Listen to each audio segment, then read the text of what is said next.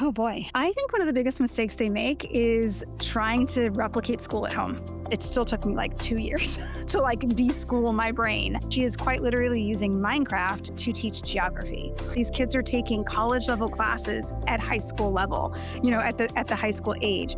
They're diving into things that they're interested in a really in-depth way. My oldest, who just graduated from high school, could not read at grade level until she was about sixth, seventh grade, and then just skyrocketed, just graduated from high school with a year and a half of college already done. The ability to take breaks. Breaks are such a big thing for my daughter, right? She cannot sit and learn for 6 hours straight. It's just too much. There's often a lot of social anxiety that's taking place in a traditional classroom. They don't feel comfortable speaking. Your mind's working, you're doing something creative, whatever that is, you're connecting with other people over shared interests versus mindlessly scrolling Instagram. And it's not because teachers don't want to in most cases. It's just their hands are tied. What do you do when a traditional classroom isn't working for your kid, but you don't want to give up on rigorous learning? Cassie Olguin works inside Outschool, one of the biggest online learning marketplaces in the country. She's helped thousands of families build personalized, interest-driven learning paths that actually work. Today, we're breaking down that playbook. Welcome back to the Support Learning Podcast. I'm Dr. Joe Sebastian. Families often ask me how to navigate the maze of college prep without wasting thousands of dollars and years of time, and the answer usually involves finding the people who have figured out the rules of the game that schools aren't telling you. That's why I'm thrilled to have Cassie Olguin here today. Cassie is the Alternative Education Content and Events Manager at Outschool, a leading marketplace for live, interactive, online classes with a background in human development and years of training online educators and supporting families through alternative learning. She's a true expert on what actually works when you take learning beyond the four walls of a classroom. So we're going to dive into interest-driven learning, how to engage students over video, and how parents can use online enrichment to get their kids an edge, whether they're in traditional school or not. Cassie, welcome to the show. Thanks so much for having me. Absolutely. Good to have you. I've given them I've given the highlight reel. I want to hear from you, the 60-second snapshot. Who are you? What's the specific problem you solve for students and families? Yeah, I'm Cassie. Like you said, I work for Outschool. We're an online ed tech company providing really engaging classes for kids ages 3 to 18 in both traditional and non-traditional classroom or settings in their personal lives. One of the things that I love the most about this company is the ability to individualize education, bring a new way of thinking about education to families and to students. And it's just been an exciting journey to see that take place in exponential ways over the last 2 years. Yeah, let's kind of dive into that, how you got into this space in the first place, because your background isn't just ed tech, it's actually rooted in how kids develop. So your degree is in human development, correct? Actually, political science is Political my science. degree. Okay. Yes. Yeah. So how did you go from that to running content and events on one of the biggest online learning platforms? So yeah, I mean, my background is in law and legal studies, and I did work in that field for about a decade. And I kind of really fell into this mostly because of my background. I love all things learning. My mom was a retired special ed teacher. My in-laws were teachers. My brother-in-law was a teacher. I feel like everyone in my life was a teacher. And, you know, I loved traditional education growing up. I was public school kid. I did not do private school or any type of alternative ed. That being said, even in my school years, felt like something was missing, something didn't sit right. But I was good at school. I played the game, as you said, and I was good at the game. And, fast forward to college, was good at that game too. And then got out of college. And when we started having kids, kind of just realized that the traditional education space wasn't really something that we wanted to put our kids into. Our oldest did go to traditional school as a kindergartner, and then post kindergarten, we pulled her out and we began homeschooling. So that's really where my journey began to lead me to she's about to turn 18. So it was quite a while ago. I'm dating myself, but she was alternatively educated through her entire career in school and is now graduated from high school. I really fell into this space because my daughter was a dancer and she needed to go on to Pointe shoes and they are expensive. So I got a part-time job working at Outschool, helping plan alternative programming for kids during COVID, during the height of COVID, when everyone was home and learning online. There really was no other way to learn at the time, but a lot of parents were overwhelmed and they needed, help and support. So I was working part-time doing that. And then that role just evolved over time. And, a lot of our market at Outschool is our families who alternatively ed their kids. A lot of our market is families who have kids with different needs. And one of my children is autistic and also has OCD and ADHD. So I kind of am in the persona of a lot of our market in various ways. And so just kind of fell into speaking that voice to our company, and that evolved into event and content planning. And I am incredibly extroverted, so that's worked out well for me. And it's just something I really enjoy, being able to speak about and helping people find that path that helps their kids thrive. I love that. Kind of get into what makes Outschool different from just classes on Zoom. What's the model actually doing?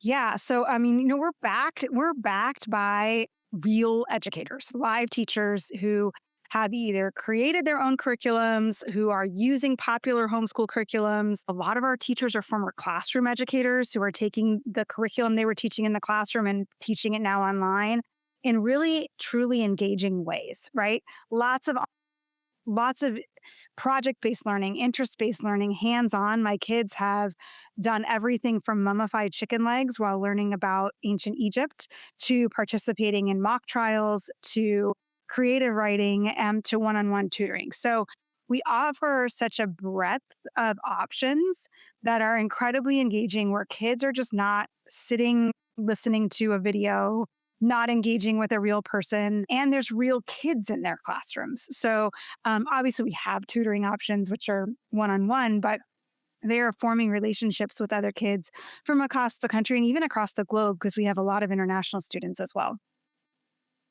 So I guess that's interesting because, Zoom really exploded in learning across the pandemic, and it's gotten, I think, a negative connotation with online hmm learning. But you talk about interest driven learning. For a parent listening, what does that actually mean? And what does that look like in real life for a kid? Yeah. I mean, speaking from personal experience, I can tell you that that means, like, for my daughter who's autistic, that means, she hates math. She thinks it's, at one point in her life, she told us math has no place in this world. Nobody needs to know math. So, rather strong opinion about math. So, it means taking a subject that is harder to teach or harder for the student to grasp or wrap their head around, and finding something that they're interested in to then teach that harder to teach subject, right? So for her, it could be using manipulatives, and then using manipulatives in with things that she likes, like gems or little figurines that are things she likes. It can mean, like, we have a set of classes on our platform taught by an incredibly awesome teacher that are geography classes, where she is quite literally using Minecraft to teach geography. So she has created these entire worlds where kids are coming and they're building the entire continent of Africa or, Europe, and they're building it within Minecraft in a safe, monitored environment. They're putting in the countries, they're putting in the capitals, they're learning the geography of all the various countries through an interest that they have, Minecraft, right? So you're taking, sometimes it can be, hey, we're going to do science, and a standard in a state might say you're going to do a specific science that year, but my kid is really into space. So we're going to do the planets and black holes and shooting stars and learn all there is to learn about space, and really drive home a topic that they're interested in, rather than a topic that, schools often are just like forcing kids to learn things that they have no interest in. And sometimes that's completely necessary, right? We all have to learn how to read. We all have to learn how to write, things like that. And you may not really like writing, but you need to learn how to do it effectively. But then there's a lot of, like, hey, let's take 4 years of science. And some kids don't need 4 years of science. So it's kind of that, taking things that kids are interested in an effort to get them excited about learning, and to get them excited about maybe topics that they weren't excited about to begin with. So I guess there is this fear that interest driven means like easy or unrigorous, like the kids just play Minecraft all day. Like, how would you respond to that? Yeah, I mean, I think that's a valid concern, right? Because it could mean that. But it definitely doesn't necessarily mean that. We've seen kids. I was able to have the privilege of hosting this event earlier this calendar year. We called it Mars Live, and it was quite literally a teacher on our platform who was visiting the Mars Desert Research Station in Utah for 2 weeks and going through a Mars simulation. And we put together kind of a Mars simulation as if we were on Earth. He's on Mars, and we are communicating with a time delay, and we are looking at what that would look like if we were to ever colonize Mars. And really, the most amazing part of that event was the students who came on to the live event with us. And these kids are incredibly fascinated in astronomy, in NASA, and outer space, and aerodynamics, and all kinds of. They were much smarter than I am. And the way they were able to communicate, it was completely interest-based learning. One of the kids, all on his own, figured out ways to be a parts of different things with NASA and like actually named something that went into space for NASA. And they're doing really hard things. These kids are taking college level classes at high school level, at the high school age. They're diving into things that they're interested in a really in-depth way that is very rigorous. And two of the kids on the call are already pilots. They're like, they've already got their pilot's licenses. But that was something that alternative education gave them the space in the room to have the time to do those things and dive deep into things that, they may not have had the chance to do if they were in a traditional education space.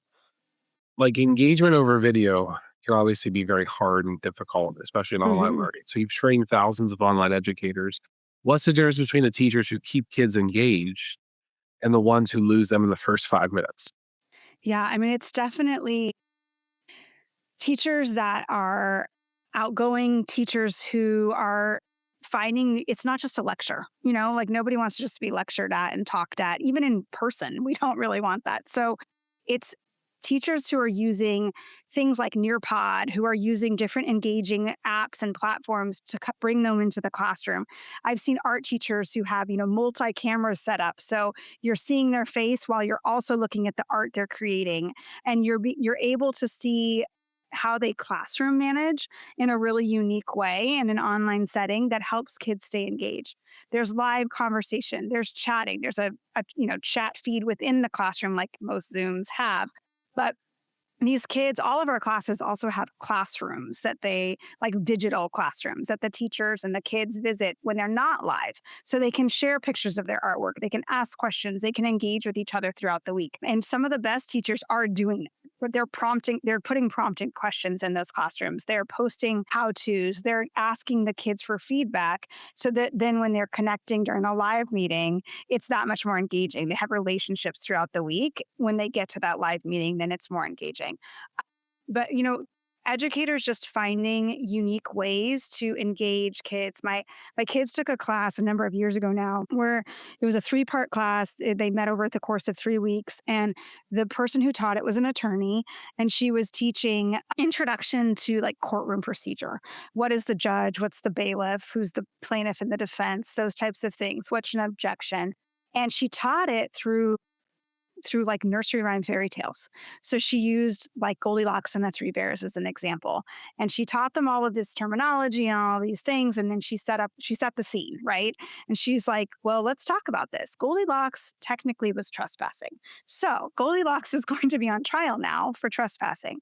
And she split the class into 2 groups and had them argue live, their sides of somebody's representing the Three Bears, somebody's representing Goldilocks, and put that practical use, put the things they learned into practice, which is an incredibly engaging way to teach. We have some teachers, my kids have taken. One of our very popular classes on the platform is Introduction to Veterinary Science, taught by a real veterinarian. She brings live animals onto the screen. They do a whole exercise where they learn how to diagnose animals with their problems and what's going on. So it's not, just anybody could read from a textbook and say, well, when a dog is sick, these are the things that they exhibit. And, here's how it would work. It's a totally different experience to give them a scenario and then say, okay, how are we going to figure this out? Let's problem solve. Let's critical think to come up with what this dog's issue is. And so just teachers who are coming up with these innovative ways to teach that are very engaging and incredibly They're just incredibly resourceful when it comes to the things that they're able to do. And another thing that our teachers do is provide like supply lists prior to class so that if there are supplies that are needed, there is a lot of engagement and activity that's taking place by each of the students as well, which helps keep them engaged in the digital classroom. So you mentioned before that you work with a lot of neurodivergent learners and kids who don't necessarily fit the conventional classroom. What are you seeing there? Like what's working for those kids that the system isn't giving them? Yeah. Building an education that's non-traditional allows for flexibility that a traditional classroom just typically cannot provide. And it's not because teachers don't want to in, most cases. It's just their hands are tied, right? And there's only so much you can do within the confines of four walls and a strict schedule that they have to maintain and a strict set of standards that they're having to teach. The beauty of a non-traditional education or doing something like Outschool or a micro school or different things is the ability to like take breaks. Breaks are such a big thing for my daughter, right? She cannot sit and learn for 6 hours straight. It's just too much. So the ability to get up and take a walk when she needs to. We control when we schedule her. So I can schedule 2 classes in the morning, a class in the afternoon, give her lots of breaks between. We can do some hands-on one-on-one learning, then do a virtual class in the afternoon if we want, take a break to go outside. That's the other thing. She can learn anywhere, and she does. She'll take Outschool classes out on the trampoline in our backyard. She'll do them laying on the floor. She'll do her math homework, sitting outside at a table. So the ability to take a break, or if they're having a really bad day, which it happens for all of us, but can definitely happen for kiddos with some different, needs, you're able to really customize that education to something that works for them. If you're in a hard season, you can take a break. You don't need to push everything all the time like a traditional classroom setting can. Let's talk about community because a lot of parents worry that being online means that you're isolated. So how do you build a real connection and social development in a virtual classroom? Yeah, you know, that's one of the thing sorry, that's one of the things I think is beautiful about this space is a lot of kids, especially for kids with neurodiverse needs, like there's often a lot of social anxiety that's taking place in a traditional classroom. They don't feel comfortable speaking. They don't feel comfortable with that many people or the ambient noise, different things like that. So sometimes it's actually easier for them to connect in an online environment where they can mute if they need to. They can turn their camera off if they're feeling shy today. And that actually gives them the encouragement often to pipe up, to start connecting. And the ability to type in chat is sometimes less intimidating for kids than it is to have to like read something out loud. A lot my daughter, sometimes we start her with a one-on-one so she can get used to that teacher first and then go into the group setting where she's already comfortable with the teacher and the expectations, the questions she's going to be asked type of a thing, and then move from there. So that's definitely one of those things that I think happens. I was on a call earlier today with a parent from Outschool who was discussing that she does a homeschool. She homeschools her kids in Florida. She was at a homeschool co-op and learned about another kid walked up to her son and was like, "Hey, are you so and so from this club I'm in on Outschool?" Because we have like chat clubs, right, that are safe. They can talk about interest-based things. And he goes, "Well, no, I'm not. But what is that? I'm curious to find out about that." And so he's joined some clubs, and he's now actually met some kids through that. They're a family that travels quite a lot. They do a lot of road schooling, and they've met some people who they've now actually met in real life that they will, as they're traveling, that they're meeting in real life and forging those connections. My daughter met a little girl in a class a couple years back. They made a connection, loved each other so much. Mom and I connected, and we found another class for them to take that they wanted to be able to take together. So these relationships are forming, and I think the really cool thing is that it's taking them outside of their bubble, right? Like it's taking them outside. They're learning about different parts of the country, different parts of the world through these relationships that they maybe wouldn't otherwise learn because the kids at the local school are all going to live in our community. So it's really taking them outside of just their little local bubble and helping them to forge relationships outside of that small little bubble, which I think is so much more true to real life now, right? There's more and more virtual jobs, more and more working with people across culturally from across the country or across the world. And that's very likely going to be something that a lot of our kids face in 10, 15 years when they're in the workforce. So I think it's actually giving them a real taste of what real life might be for them when they are joining, society in that way. Okay, quick interruption. This is the part of the podcast where I'm legally required to remind you this show is brought to you by Support Ed Tutoring. Nobody's paying me to say that. I just work here. Well, I run the place, but still. Anyway, if you made it this far, you clearly have good taste. So do us both a favor and hit subscribe. That's it. That's the whole ask. And if you're the type who likes to skip ahead and just talk to a real person, we do that too.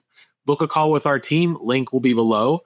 No pitch deck, no awkward sales script. I promise, just a conversation. Okay, back to it. What do you think the biggest mistake parents make when they try to bring online or alternative learning into their kids' life? Oh boy. I think one of the biggest mistakes they make is trying to replicate school at home. Is kind of the reason most people, not everybody, but the reason most people have chosen a non-traditional route is because something about the traditional route wasn't working for them. That something is different for almost everybody, right? But something wasn't working. And so now they're in this non-traditional setting.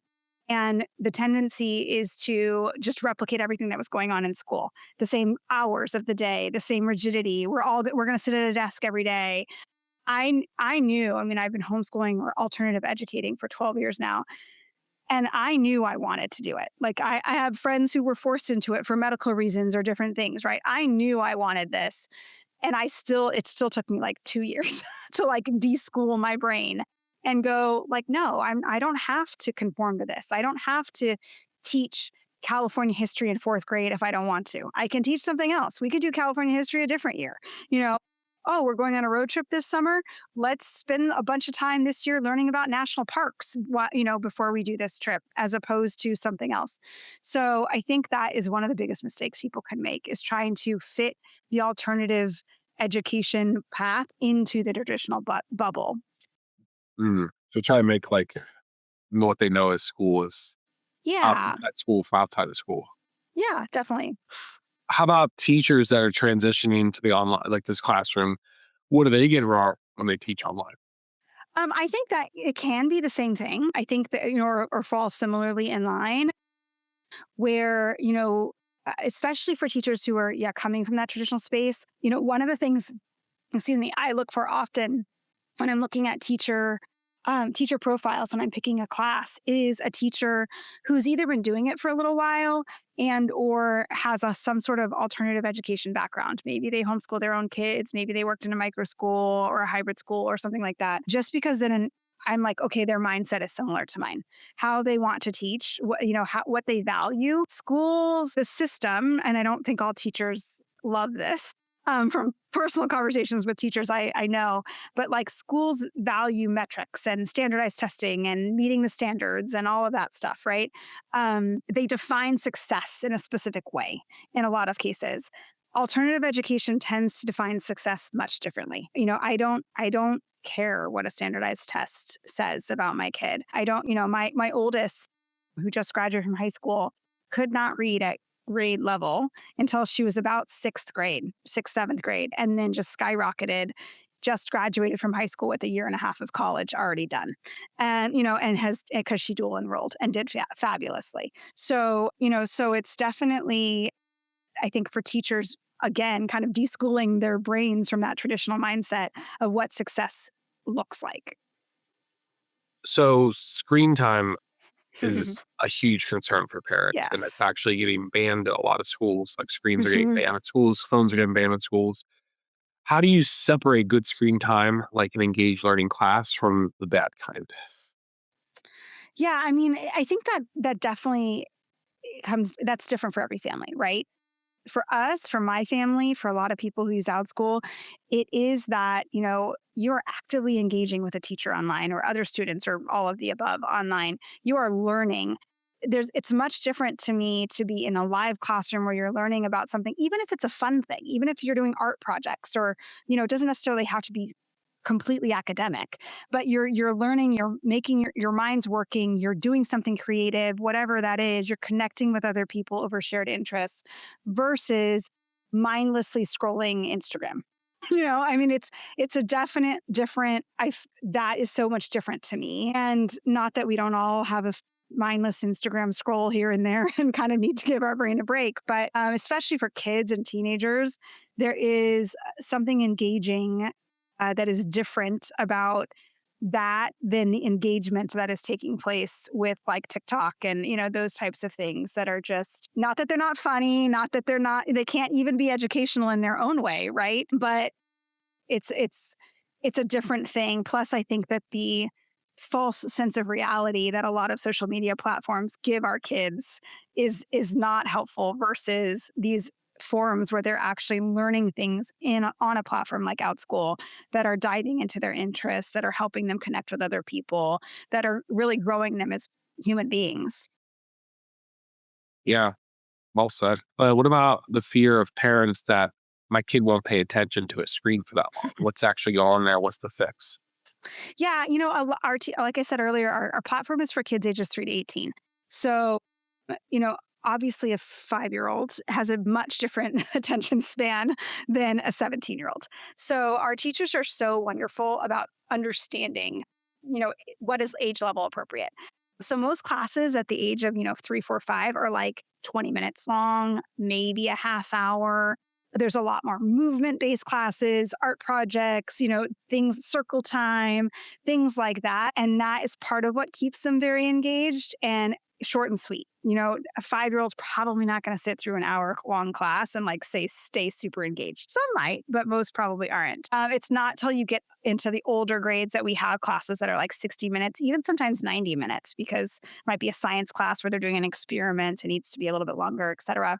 So I think that there is a concern there, obviously, for attention, especially at a younger age, which is one of the reasons that I always encourage parents like, don't sign up for like a 7-week class when make sure it's the right teacher. It may not be the right fit for your kid. It may not be the right topic. Try something out once, see what happens. If you have concerns, reach out to the teacher first. You can message any of our teachers prior to enrolling in their classes. So that's something I take advantage of a lot with my daughter who's autistic. And here's what she's at. Here's where she needs. She's probably going to need redirection, different things like that, and let the teacher know ahead of time so they're better set up for success. And our teachers welcome things like that. So, I would just say, and again, that goes back to interest-based learning too for me. Find something they're interested in for the first time they're going to do this. If they need math tutoring because they're really struggling in math, don't stick them into a math class like tutor online the very first time they're doing anything online. Find a fun class first to kind of help them get a lay of the land, what the classroom feels like, what the whole thing's about, and then go into the stuff that maybe they're not as excited to do or is a little bit harder for them. So AI is everywhere now in education with chatbots, tutors, AI lesson planning, AI graded essays. From your seat at Outschool, what's working and what's the hype? Okay, sorry, say that again for me. I Yeah, just apologize. what's working with AI and what's like just hype. Yeah, I mean, I think that AI is not going anywhere. So, Right. I mean, even in the last 3 months, I feel like I've seen it just more and more and more and being put to good use in a lot of cases. I think that, there are things to be concerned about. We have teachers who are teaching, responsible AI usage classes on our platform so that kids are, embracing the fact it's not going anywhere. But how are we teaching this generation to handle this responsibly? Kind of like how my generation had to learn how to handle the internet responsibly for the first time, and our parents had no idea how to teach us that because they didn't have the internet. So, we're facing that same issue because we're learning AI right alongside our kids.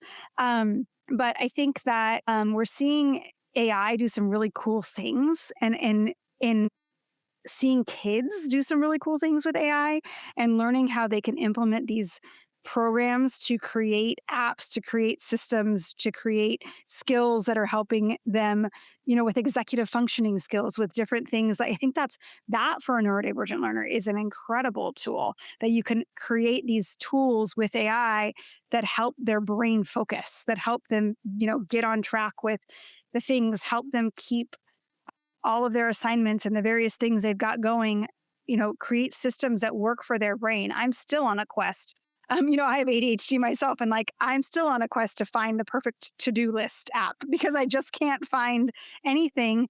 I've tried all kinds of different things that exist, and I just can't find anything that quite works the way my brain works. And so I think that's places where it's not hype. It's actually helping kids thrive in a way that they weren't before. And I'm kind of excited to see what, the next generation does with that and hopefully approaching it from a responsible way because I do think there's a lot to be talked about around ethics and, different things with AI as well. Where do you see alternative and online learning going in the next 5 years? Is it still niche or is it becoming more mainstream? Definitely more mainstream. Even in the decade plus I've been doing this, alternative education has blown up. Clearly, COVID took something that was kind of like this trickling and went like this. Um, you know, but not just with alternative education, but online learning. Everybody had to online learn for a while. So I don't think it's going anywhere. I think we're going to see evolution in it. I think that people are going to be less excited about the non-engaging parts of online learning and really gravitate more towards that. I think that's a part of that AI conversation too, is gravitating towards the human connection, an actual teacher teaching versus maybe an AI tutor, but AI having a place. I don't think it has to be one or the other. I think that they can coexist together in a way that we're already starting to see, but I think we're going to see even more. And I don't think that I was having a conversation with someone last week about what you mentioned earlier about less cell phones in schools now. Some schools are taking away Chromebooks. Different things like that are going on. Where my generation, like many people, turned in essays handwritten. Still, we didn't even all do them on computers yet, and now everything is turned in digitally for the most part. And kind of that pendulum is swinging back in the other direction. And I hope we don't swing so far back into the only ever handwriting, only ever, no technology at all, because our kids do need to learn technology. It's a part of our lives. It's here to stay. So I do think that it's just going to evolve, and I hope that it will continue to evolve in an engaging, responsible way. And I think it's opening doors to more and more kids across, the world. And I think that that's something we're going to see as one of the benefits. You're able to, that's one of the great things about Outschool, right? Like I worked with a school district in Alaska where quite literally the only way in and out of this town is a prop plane. There's no roads to get in and out. So if you want, I live in a large city in California. So if I need a piano teacher for my kids, there's like, 25 in the 2-mile radius around me. But in some of these more rural communities, they don't have access to certain things. You want to learn French? Well, there may not be a French teacher, but you can get one on Outschool. There may not be someone you could connect with that's super interested in stamp trading, but you can find someone online who can provide that connection with you and help you learn more about a topic you're interested in. So I don't think that online learning is going anywhere. And I just think that what we need to do is find a healthy balance for online connection and in-person connection. If I can play devil's advocate for a second, Let's do it. some parents would say online learning can't replace a real classroom. Kids need to be with other kids in person. What would you say to that? I would say that that's a fair concern. I would say that talk to kids who are being educated though, and most are doing both. Most are finding the balance between both. So it most of these kids, even if they're in a full online school during the day, are still playing sports, are still, in some sort of scouting, are still doing volunteer work in person, are still taking music classes in person. They're still getting that connection in person. They're just also getting connection online. And, I would also say, like, I work for a remote company. My boss lives across the country from me. Some of my best friends who I work with live in various parts of the country. I can tell you it's a blast to be able to travel and see different friends now that live all over the country. That is the future too. So that connection is real. That's for me is actually one of the hardest parts of being so extroverted and working for a company that is remote is that like I want to be like, hey, let's go let's go to a baseball game on the weekend together, and I can't Yeah. do that. But we find ways to connect. And I think that we find ways to connect online. Our kids do too. And they're authentic ways. They are real connection. It's not fake. It's these real relationships that are being built. And that can happen, I think, in sometimes a more authentic way in a virtual learning space than in a classroom where there's so much teaching to a test and so much standard, one size fits all education that leaves some kids behind and helps and makes them feel more ostracized. It makes them feel like they're not a part of the group. It's very, very well said. Just playing devil's advocate. That's No, I so. like it. If we can move into the lightning round, so just rapid fire, quick questions. First thing that comes to mind, no explanation needed. Okay. Sounds good. All right. Most overrated ed tech trend right now. Oh gosh. I don't even know. AI tutoring. Not a fan. Yeah. One thing parents overthink about their kids' learning. That they're going to mess it up somehow. About something they underthink. The importance of interest-based learning and things that spark learning. Best free resource for a curious kid. Curiosity Stream. It's a Netflix, but it's just all documentaries and like how-to type videos. How about a sign that a kid is in the wrong learning environment? Anxiety, I would say.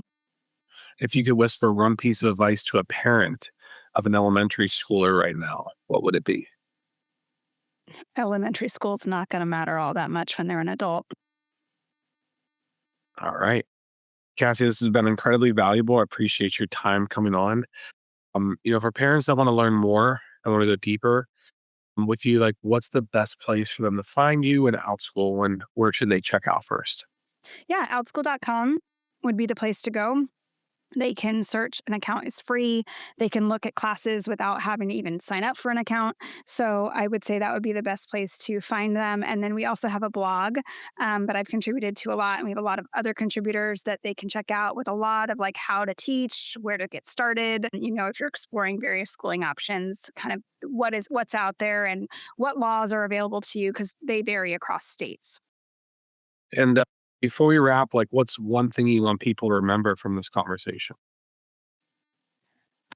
I want people to know that, the one size fits all model that schools are kind of forced into just doesn't work for all kids. It works for some and it's great. And I'm definitely not an advocate of getting rid of public education. But I think that thinking outside of the box is so beneficial to our kids and to the next generation. And I want parents to trust their instincts and their guts. And if they feel like something's not working, start exploring what they could do and alternatively. It doesn't have to be homeschooling. There's so many other options out there that they can find the right fit for their kids that'll help them thrive. All right, Cassie, thank you. I appreciate you sharing the playbook with us today. And for everyone listening, remember, don't have to play the game the way the system is set up. You can find the foundation, build the skills, and get the results without the burnout. So we'll put all of her links in the show notes and the YouTube description below. And thank you all for tuning in to the Support Learning Podcast. We'll see you next time. Thank you.